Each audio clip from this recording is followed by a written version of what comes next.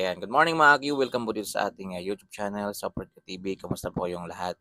Ayan, so update tayo mga Q dito po sa buhaya na di umano ay nakita dito po sa part na to ng Aklan River sa Bacau Norte, Kalibo, Aklan. So kahapon mga Q, merong reporter na pumunta ulit doon at pinuntahan niya yung area kung saan na nakita ng isang residente yung buwaya mga Q. So mamaya mga Q sa video na yan, makikita natin, ayan no, high tide po siya ngayon mga Q.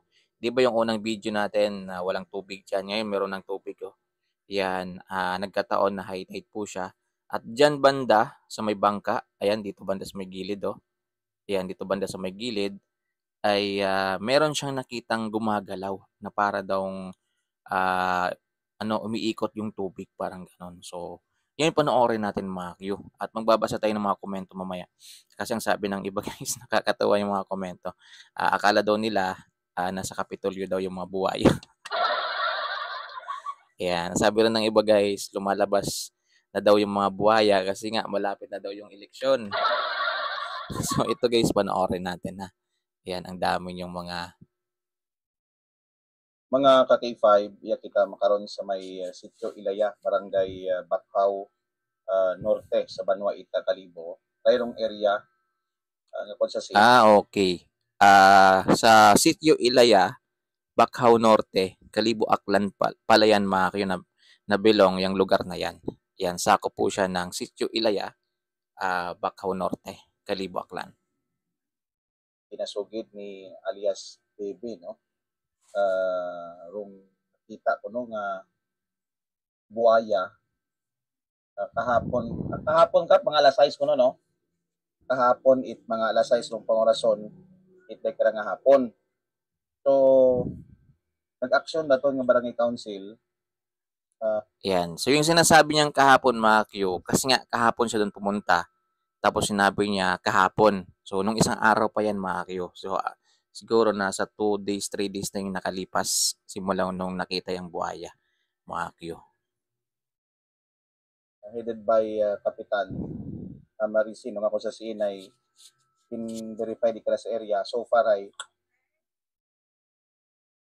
negative nandangan na kitaan di kala sa area. Pero makaroon nga pangurason di kara kami no sa nasambit ka na nga area Sitio Ilawod. Naabot kami di kara kay man ginibahan kami ni Kapitan.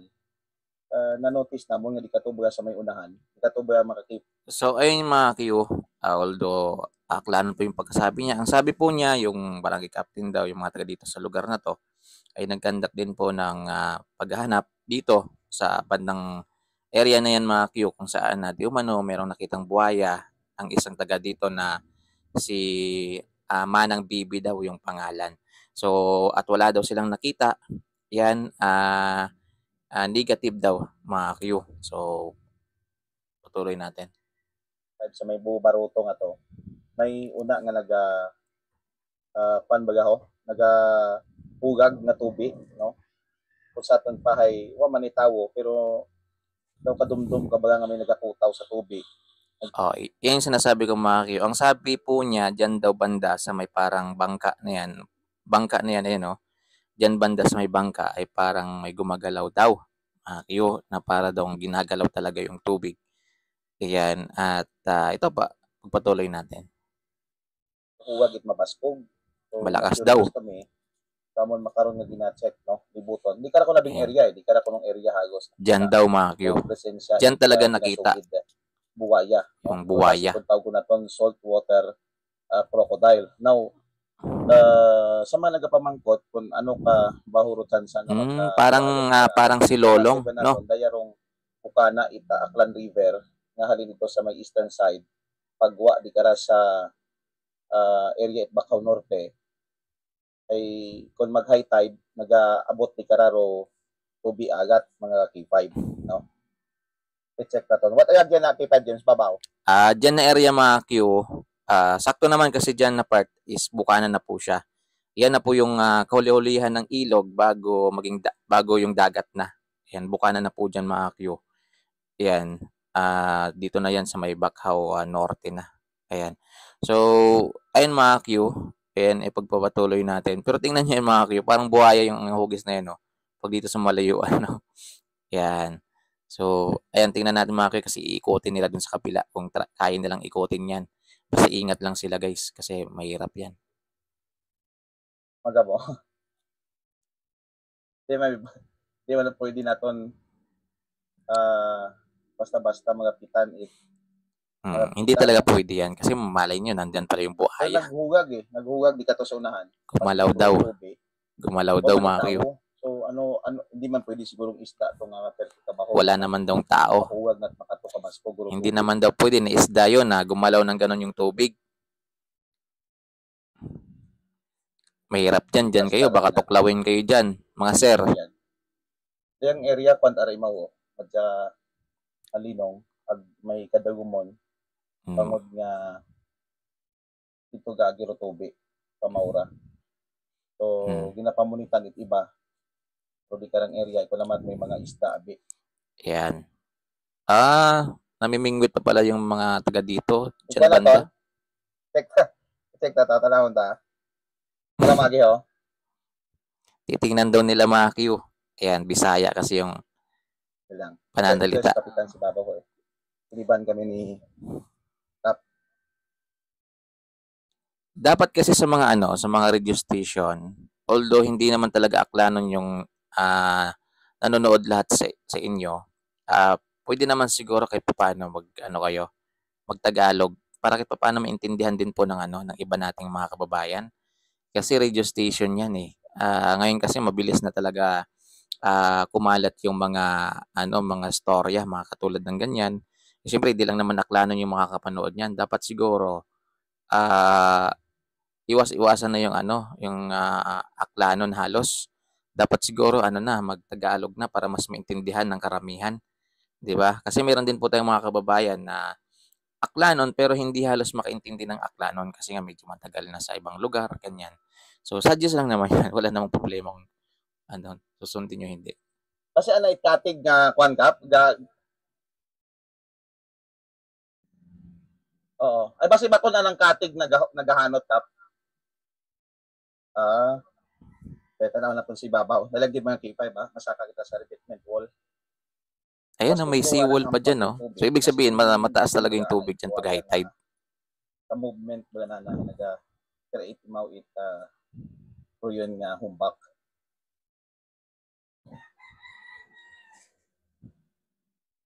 Bangod sa kwan galikap, no? Nagalilo-lilo ang nagakwan. Gasunod taob. Taob gali makarang oras. Ayan. High tide, Makyo. So, sakto naman kasi malalim yung tubig. High tide sa mga oras na yan. Yun yung isaw, nasa baba, matapang.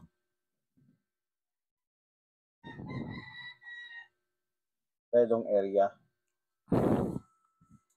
Napakadelikado dyan, Makyo. Sana yung mga bata, paiwasin na muna dyan sa lugar na yan, no? Kasi delikado yan. Pero mga K5, i-zoom natin it mayat, no? I-zoom natin it mayat. Sige po, zoom po, para makita namin. Oh.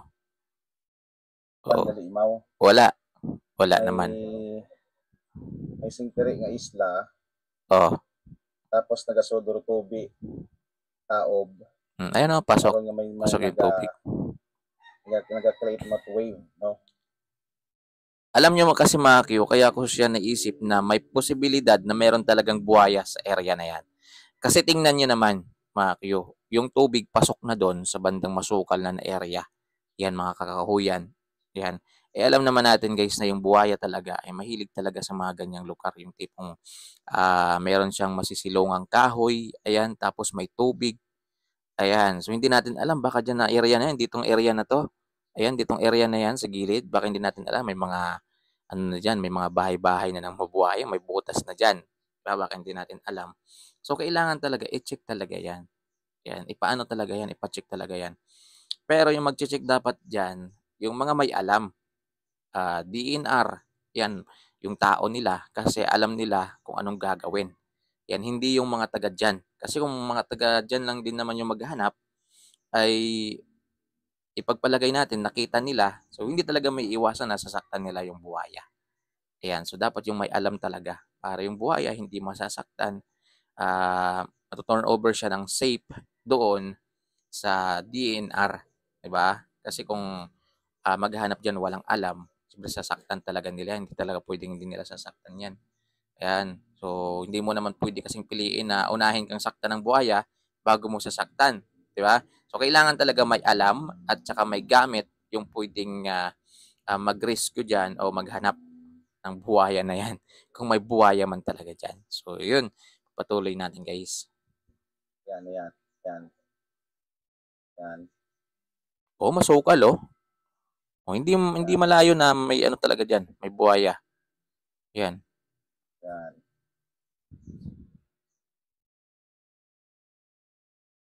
Ato sabi mo ayan. Di kasi babaw malami kita man tungtong. 30 kataas eh.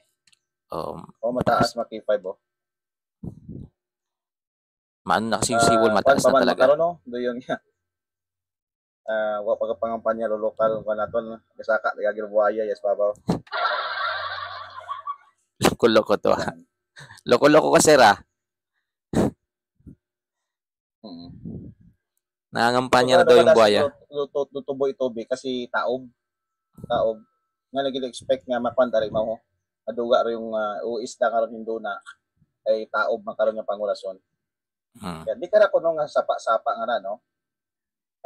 Nakit-an pero kinasugid buwaya. It is ang presidente. Gintry na ito usuyon si Naibibi kaso may ginatunan imaw ay may mga pananom abimaw dito sa may Bakhaw, Surman, nagatabok-tabok imaw Torte ay to sa iba naton pangabuyan di kara sa nadaywa ka mga barangay kana Bakhaw Sur, Bakhaw Norte pero magpagpananom no mga pipila ka mga Oh. mais, Ayan. mani. So, ito mga akin, magbabasa tayo ng mga comment dito, guys, ha. Yan. Yan. Ayan, sana nakita ninyo. Yan. Ito, yung kay Ma'am Pamela Ridaniel. Abo mang buwaya sa takas, dali lang eleksyon. Sabi po niya, guys, madami ring buwaya na nasa lupa kasi malapit na daw yung eleksyon. Ay, mga komento. Ayan. Uwa gon eleksyon, uwa gon gagawa, haha, joke lang. Pero dapat may buwaya man uwa, mag-ingat kita. Yes, dapat mag-ingat kit. Ayan. May ina gid meron din talaga ang sabi ng iba, alaga taga lugar sapat. Yan. Base may una gid man dahil libo aberon yan. So, daming komento. Ipabanaw ag ipatawas kung sindampi ro buwaya. Yan. Kapangampanya man lang ron na summer yun abi.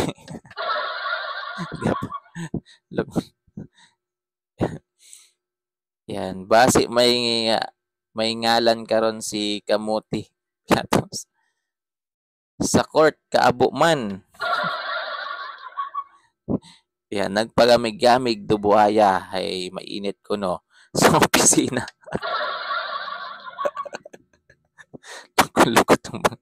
Loko-loko tong mga klase na to. Yan. Nakaahon na yung mga buhaya, ando na sa kongreso.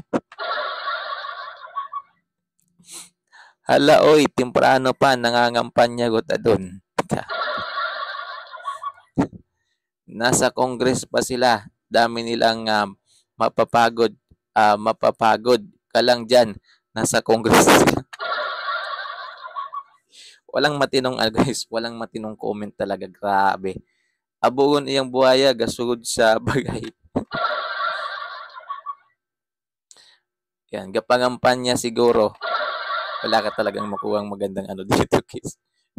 Hay inaon sanda sa aton. Nagagawa ron hay dali lang ro eleksyon. Lumalabas na daw, guys, dahil malapit na daw yung eleksyon. Ay, kalokohan tong Naghahanap ako ng matinong comment dito, guys.